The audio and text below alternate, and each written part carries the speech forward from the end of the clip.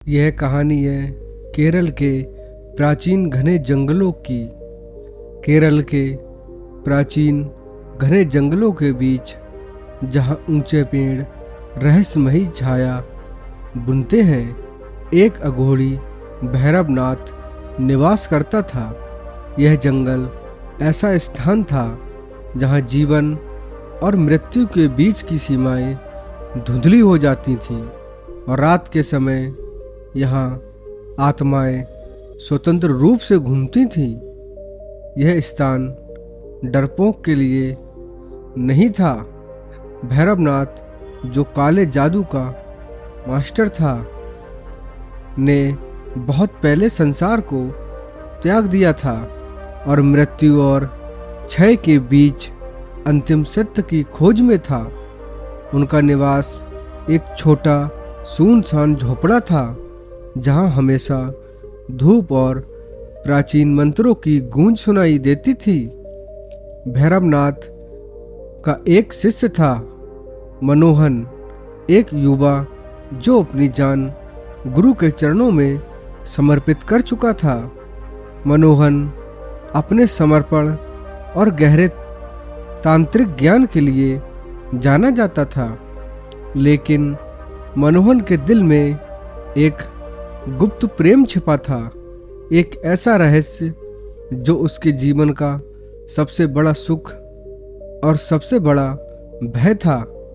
वह साध्वी नामक एक अत्यंत सुंदर स्त्री से विवाह कर चुका था, जो उसके साथ जंगल के एक दूर दराज हिस्से में रहती थी। साध्वी कोई साधारण स्त्री नहीं थी। उसकी आंखें चांदनी की तरह चमकती थीं। उसके बाल रात की तरह काले थे और उसकी आवाज इतनी मधुर थी कि अन्य जीव उसके सामने झुक जाते थे। लेकिन बहुत कम लोग जानते थे कि साध्वी वास्तव में एक यक्षिणी थी, एक दिव्य प्राणी जिसे अपने सुंदरता और शक्तियों के लिए जाना जाता है। मनोहर ने उसे एक तांत्रिक अनुष्ठान के दौरान देखा था और उसका हृदय उसकी पवित्रता और प्रेम की गहराई से आकर्षित हो गया। उनका प्रेम इतना गहरा था कि उन्होंने इसे दुनिया से छिपा कर रखा, विशेष रूप से भैरवनाथ से।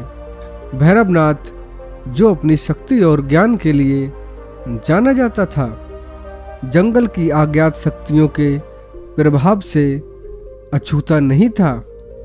एक शाम जब वह एक प्राचीन वट वृक्ष के नीचे ध्यानमग्न था, उसे एक प्रबल उपस्थिति का अनुभव हुआ। उसने आंखें खोली और देखा कि दूर साध्वी जंगल में चल रही थी। उसकी उपस्थिति ने भैरवनाथ को स्तब्ध कर दिया। उसकी आंखें साध्वी के हर कदम पर लगी थी और उसके दिल में एक वासनापूर्ण इच्छा उत्पन्न हो गई, एक ऐसी इच्छा जो पापपूर्ण थी लेकिन उसकी आत्मा को मोहित कर चुकी थी। दिन बीतते गए और भैरवनाथ खुद को और अधिक विचलित महसूस करने लगा। उसका मन, जो पहले अनुशासन में था, अब केवल साध्वी के विचारों में उलझा हुआ था। जितना वह ध्यान करने की कोशिश करता, उतना ही उसका मन उसकी छवि को महसूस करता, उसकी सुंदरता को महसूस करता। उसकी आत्मा भटकने लगी। अघोरी, जिसने अपना जीवन मोह माया से दूर कर लिया था, अब उन इच्छाओं में दोबारा फंस चुका था जिसने वह हमेशा के लिए छोड़ दी थी। जंगल, जिसकी गहरी रहस्यमयी शक्तियां थीं, उसकी लालसा को और भी अधिक बढ़ाने लगा। एक रात जब भैरवनाथ अपनी पीड़ा को और सहन नहीं कर सका, उसने फैसला किया कि वह अपनी तांत्रिक शक्तियों का प्रयोग करके साध्वी को बस में करेगा। रात गहरी हो गई थी और जंगल के जीव जंतु सो गए थे और भैरवनाथ ने एक अनुष्ठान शुरू किया। एक ऐसा अनुष्ठान जो यक्षिणी को बुलाने और उसे वशीकरण करने के लिए बनाया गया था। उसने भूमि पर एक जटिल यंत्र बनाया जिसे उसने शमशान की राख से बनाया था और मंत्रों का जाप किया जो ब्रह्मांड की सबसे गहरी शक्तियों को जगाते थे। उसके चारों ओर की हवा बिजली की तरह गूंजने लगी और जंगल मानो उसकी हर सांस को महसूस कर रहा हो। जैसे ही उसने अनुष्ठान पूरा किया, उसने साध्वी को पुकारा। उसकी आवाज में वासना और शक्ति टपक रही थी। साध्वी जो इस खलल को महसूस कर रही थी, उसके सामने प्रकट हुई। उसकी आभा अंधकारमय जंगल में भी चमक रही थी, लेकिन वह कोई डरपोक स्त्री नहीं थी। वह तन कर खड़ी थी। उसकी आंखों में एक अद्वितीय ज्योति चमक रही थी और उसकी उपस्थिति एक भयानक आभा से घिरी हुई थी। भैरवनाथ, जो अब वासना में अंधा हो गया था, उसके पास जाकर उसे वशीकरण करने के लिए अपने तांत्रिक शक्तियों का प्रयोग करने की कोशिश करने लगा। लेकिन साध्वी कोई साधारण स्त्री नहीं थी जिसे साधारण मंत्रों में बस में किया जा सके। उसने एक जोरदार हंसी हंसी, एक ऐसी हंसी जो जंगल के चारों ओर गूंजने लगी और भैरवनाथ की रीढ़ की हड्डी में सिहरन पैदा कर दी। एक तेज गति ने उसने अपनी असली रूप प्रकट कर लिया। एक भयानक यक्षिणी जिसकी आंखें धधकती अंगारों की तरह जल रही थीं और उसके दांत अंधेरे में चमक रहे थे। उसका एक बार सुंदर चेहरा क्रोध और शांति से भरा हुआ था। उसके बाल हवा में उछल रहे थे जैसे किसी तूफान ने उसे घेर लिया हो। भैरवनाथ पीछे हट गया। दशकों में पहली बार उसके दिल में डर ने जन्म लिया। यक्षिणी की आवाज जंगल में गरज उठी, तूने मुझ पर अपने तांत्रिक शक्तियों का प्रयोग करने का साहस कैसे किया? अघोड़ी, मैं कोई साधारण मानव स्त्री नहीं, मैं एक प्राचीन शक्ति हूँ, ब्रह्मांड के नियमों से बंधी हूँ, ना कि किसी मानव की इच्छाओं से। तूने अपनी सीमाओं का उल्लंघन किया है। भैरवनाथ साध्वी का क्रोध महसूस किया और उसके चारों ओर का जंगल उसकी क्रोध से जीवित हो उठा। पेड़ चटकने और हिलने लगे और भैरवनाथ के पैरों के नीचे की जमीन हिलने लगी। उसने अपनी शक्ति जुटाने की कोशिश की, लेकिन यह बेकार था। उसके मंत्र उसके मुंह में ही राख बन गए और उसके यंत्र धूल में बदल गए। यक्षिणी ने अपना हाथ उठाया और एक ऊर्जा की लहर भैरवनाथ की ओर बढ़ी। उसे एक चमकती रोशनी में घेर लिया। तेरे अहंकार और वासना की सजा तुझे मिलेगी। उसने घोषणा की, मैं तुझसे तेरी सारी शक्ति, ज्ञान और समझ छीन रही हूँ।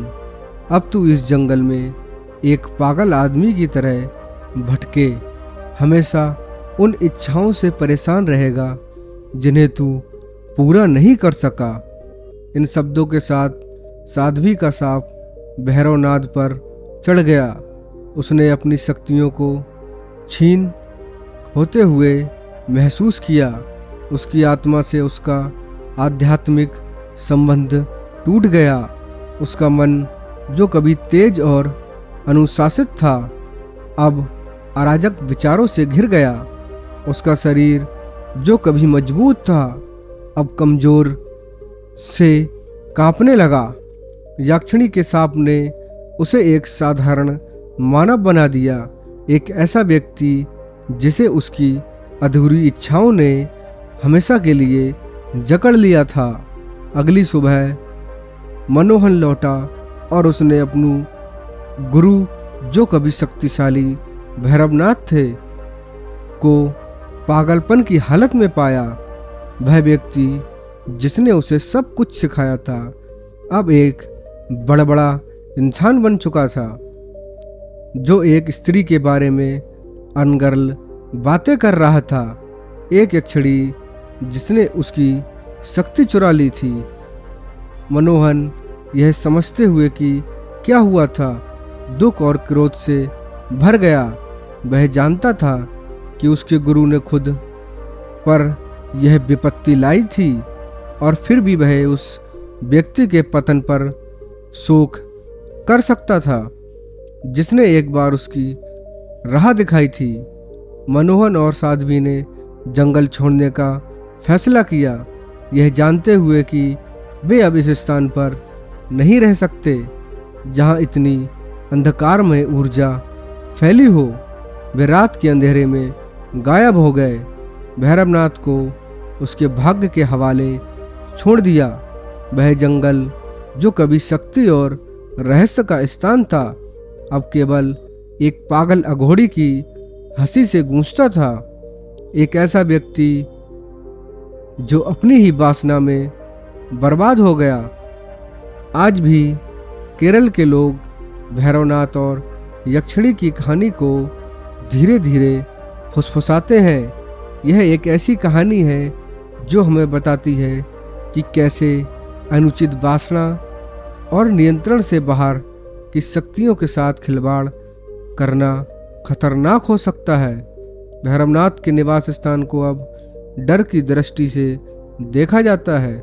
माना जाता है कि वह स्थान भूतिया है, जहां उसकी बेचैन आत्मा हमेशा अपनी खोई हुई शक्ति और अधूरी इच्छाओं की तलाश में भटकती रहती है। आपको यह कहानी कैसी लगी, हमें कमेंट में लिखकर ज़रूर बताएं। हम उम्मीद करते हैं कि आपको ये कहानी पसंद आई होगी। अगर आपने अभी तक हमारे चैनल बोधी थिंग्स इंस्पायर को सब्सक्राइब नहीं किया तो सब्सक्राइब कर लें और बेल आइकन को ऑन कर लें ताकि हमारी वीडियो की जानकारी सबसे पहले आपको मिल सके और आप उसका फ़ायदा उठा सकें। धन्यवाद।